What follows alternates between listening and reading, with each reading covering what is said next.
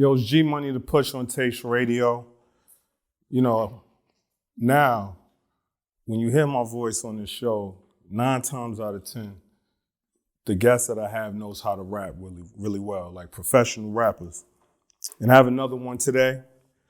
You bound to hear triple entendres at all his concerts. Main event, Nimlo the Big Horse. It's good. Yo, what's going on, G? You like that right there.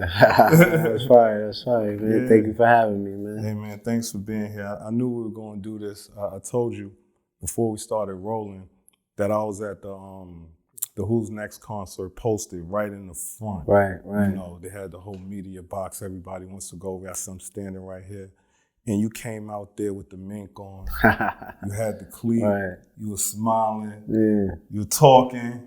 And I was like, I'm going to catch him on the show. Yeah. Here we go. Yeah, that's a fact, man. So I figured for this interview, you know, the fans get to know you, part of you through your music. Mm-hmm. But if they really listen to your music, they know a couple of things that are staples and certain things that Nimlo appreciates. So do you remember your first piece of polo? Low. Nah. My first piece? You don't remember the first piece? Mm-mm. Now, was there a piece or an era that inspired you to really go? Because we're going to explain the name, Nimlo, right?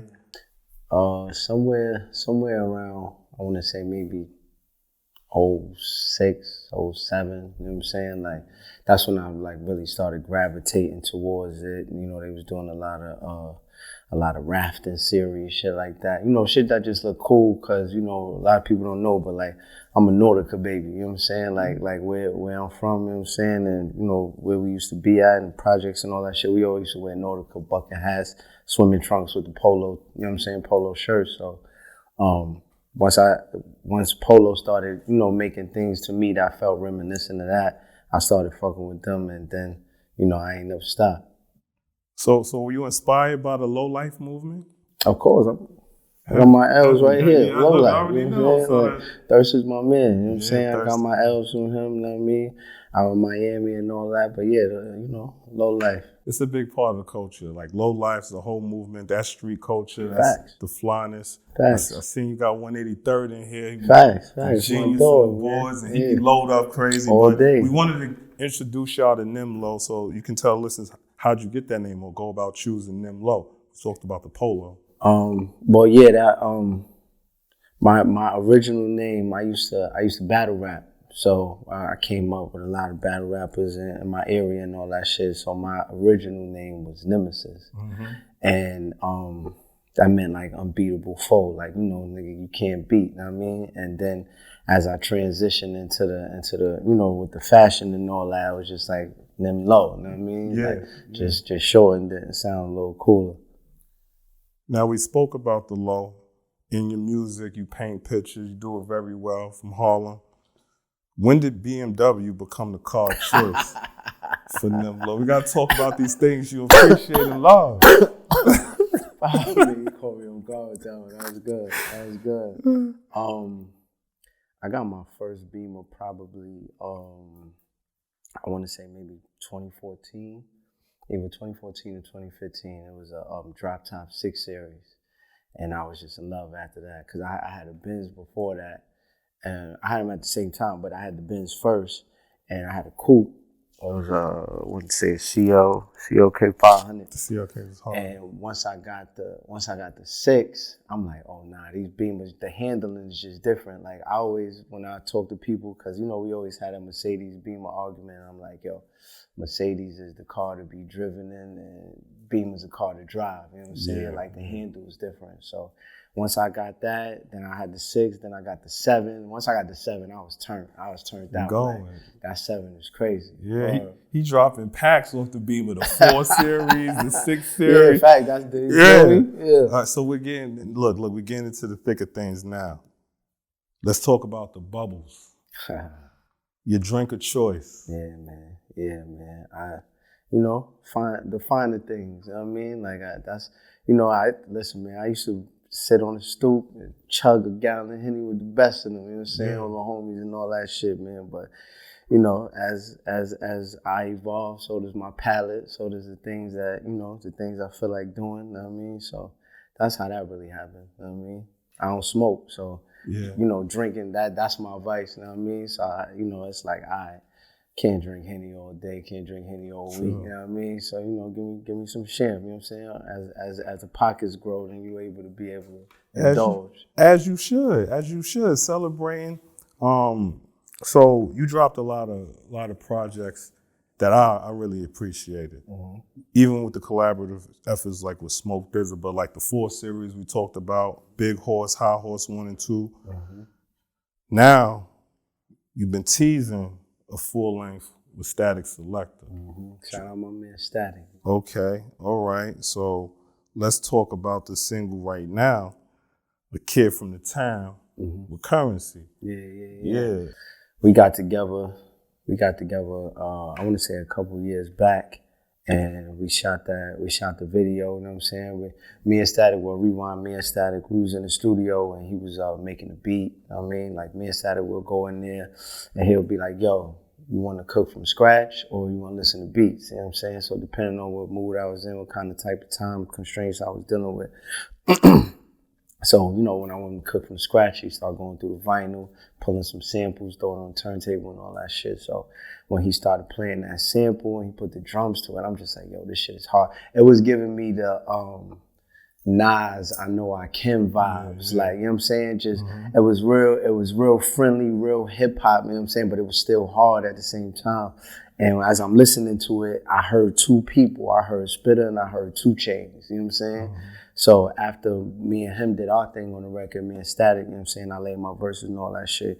I'm just like, yo, I want to get one of these 2 on here, you know what I'm saying? Mm-hmm. So Spitter was actually the first to reach back and he sent the verse back like a day or 2, you know what I'm saying? So it was like, you know, that was natural selection right there. So he posted the shit on the gram. I woke up to it, like bunch of follows, bunch of likes. I'm like, what the fuck? I look, I see he posted the verse that you know what I'm saying? I'm like, oh yeah, it's game time, you know what I'm saying? So then after that, a couple months later, I went out to NO, you know what I'm saying?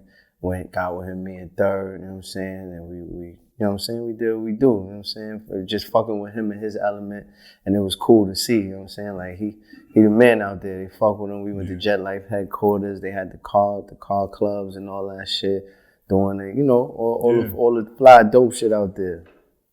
Yeah. He raps. It's like certain production, when you hear certain rappers, again, you heard the song, you knew who you wanted to get on it, man. Like Currency comes from that same type of cloth. And it's like, for me, the music that you're making with 183rd and keeping it so New York, it's like, you hear plenty of sounds that are similar to it, but it's nothing like hearing it and it's still New York, but right now. Right. It's like putting the low with the Dior and you paying homage to the past, but trying to keep it fresh and new. Facts. Before that single, we were talking about Exuma Island where your son's grabbing iguanas by the tail. Yeah, my little man Cargo, man, he was fearless out there, man. We went. It's a little island over there in Exuma called Iguana Island, and it's literally a patch of land with nothing but iguanas, no humans, no nothing. It's just, and it's like 1,000 of these. It's like not dead ass. Like when you pulling up on the boat, because they used to people pulling up on the boat to come feed them. So when you pull up on the boat, they all come to the shore. Shit looked like Jurassic Park. Like, it was crazy. I had to ask dude on the tour. I'm like, yo, is safe? You know what I'm saying? Because them niggas was front and center, but, you know, they wind up being real cool. They eat grapes and shit. So, shit, kind of like myself.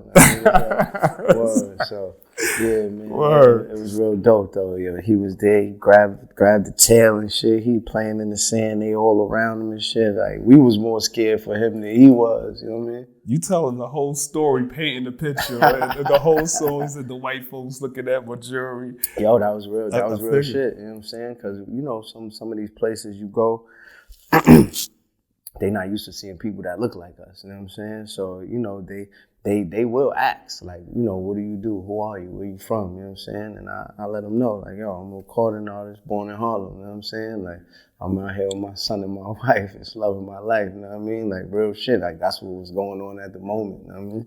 You talk about your family all the time, man. You got your little man on the cover of the High Horse too. Yeah, man. So family is very important to you. Oh man, that's what keep me centered, man. They the reason for my success. You know what I'm saying? They the reason that I push so hard. I mean, if it was only me, I'd probably be doing something else somewhere else. You know what I'm saying? But and make me want to perform and achieve at the highest levels to be able to provide and give them what they need and what they want. You know what I mean? Absolutely right. So Exuma Island is going to be on the project as well? Facts. All right. So when do we get in the project? It's out now, man. Everywhere. You know what I'm saying? Check your DSPs. Check the vids on YouTube. It's everywhere. Yeah, and I know you're going to let that marinate for a minute, but I'm sure right around the corner or whenever you feel there's going to be another project with 183rd. That's a fact. We've been working on that for the last few months. You know what I'm saying? We got so much work. We was just talking like, yo, man, like this is going to be hard to pick from. Like, so we thinking about chopping it up into a series of EPs because it's too much. We got fire, we got features, we got, we do us. I know what's going on, man. Like I'm running around. Even at the concert, 183rd, right there, he got the laptop doing the interview. He right there, he on you. Yeah. Like that's how we move. We move as a unit. You know what I'm saying? Like we coming up in the ranks together, man. We gonna get rich together. So Absolutely. That's how we moving. Outside of this, right? On top of the music, the traveling, you're an entrepreneur as well, right? You did your research, huh? Come on, big horse. What's up, bro? Yeah, man, I own a beauty salon and excuse me, in the Castle Hill section of the Bronx. It's called The Hair Law by K Styles. That's my wife, you know what I'm saying? She do hair. She's, master stylist, or open up the salon for her and, get busy and just have a family business, you know what I'm saying? Have some revenue where we control what goes on. We control our hours, we control the prices, we control everything, you know what I'm saying? That's why I wanted the fans and the listeners to get to know you a little better. They listening to them, he talking that shit. Right. But give the people something that they may not know about Nem Low. Just shit, by often. You done covered. Don't look, I could go pull some other shit out this hat right now. But it was a pleasure having you here. Yeah, man. Thank you for having me. Loving the work that you've done up until this far. So we want to hear that project with Static Selector. Yeah, man, go check that out, man. I got my brother Dave East on there rocking with me. That was the first single I dropped. Mm-hmm. Got Spitter, got Bun B is on there as well. Okay. My man Terminology, shout out to him. He actually connected the dots with me and Static, Planet Asia, Rome Streets, you know what I'm saying? And I like to get together with other niggas that really do this. You know what I'm saying? Exactly. It ain't always about, who the littest at the moment. It's like who I respect as an artist. You know what I'm saying? And, everybody that I connected with, niggas came with it. And I would expect nothing less because I'm coming with it every time. Every time I hear a verse and you close it off, I said, it sounds like this nigga trying to go extra hard for whoever's on it. Like Conway, no matter what, he going in. No matter what. Facts, man. Because at the end of the day, man, this is a sport. You know what I'm saying? This is a competitive sport. You know what I mean? So I'm stepping in that booth with whoever is on that track with me and whatever given time, and I'm trying to assassinate them. And I'm 100% right now. That's why the champions drink champagne. You feel me? Stay in your lane, ain't no fucking traffic. Hey, you feel me? So Nem Low, let the people know how they can get in contact with you. Social media, NYMLO, or IG, Twitter, you know what I'm saying? I'm trying to get better with being on Twitter, TikTok. I fucking hate it. My manager, Alina, she's trying to tell me, like, yo, you got it on TikTok. I gotta get verified first, so until then, I ain't even fucking around with that. You gotta pay a nigga to do that shit for you. Just send them on, airdrop everything over. Word, but yeah, man, that's how, you know what I mean? Other than that, man, you might catch me on the flight, see me in the airport or something, man, say what's up. That's right. To the big horse, my man Nem Low, G Money, the push. Keep pushing.